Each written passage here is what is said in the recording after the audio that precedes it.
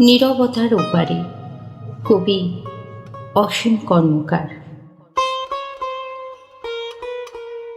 অন্ধকার নামলে আজও জানালার পাশে এক টুকরো আলো থেমে থাকে।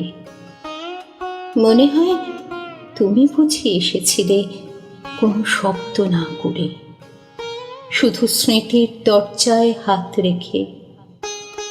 কত কথা জমে আছে নীরবতায়, তবু ঠোঁটের কাছে এসে সব শব্দ কেমন হারিয়ে যায়। শুধু বুকের ভেতর এক অদৃশ্য ঢেউ জেগে থাকে।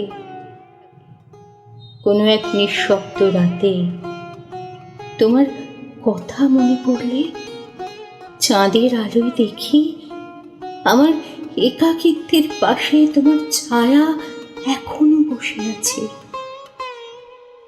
অভিমানগুলো বড় অদ্ভুত, মুছে ফেলতে গেলেই আরো স্পষ্ট হয়ে ওঠে। শুকনো পাতার মতো ঝরে পড়ে, তবু মাটির গভীরে থেকে যায় তার গন্ধ। যেখানে আমাদের কথা শব্দহীন স্পর্শ, অন্ধকারের ভেতর আজও একটি নীরব আলো কণা জেগে। তোমাকে ছুঁয়ে যাওয়া সেই আলো নিঃশব্দে জলে অন্ধকারের কাছে এক অসমাপ্ত ঋণ শোধ করতে। কোনো এক রাতে হঠাৎ মনে পড়ে যায় সেই আলোর কাছে আমি বসেছিলাম।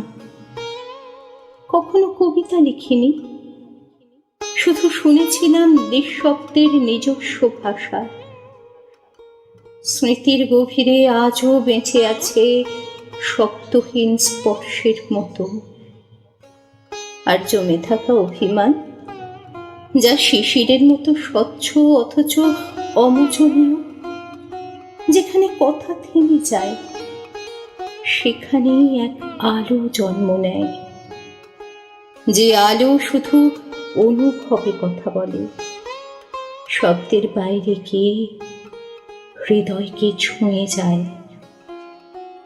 তোমাকে ছুঁয়ে যাওয়া সেই আলো আজও রয়ে গেছে অসমাপ্ত কবিতার মতো।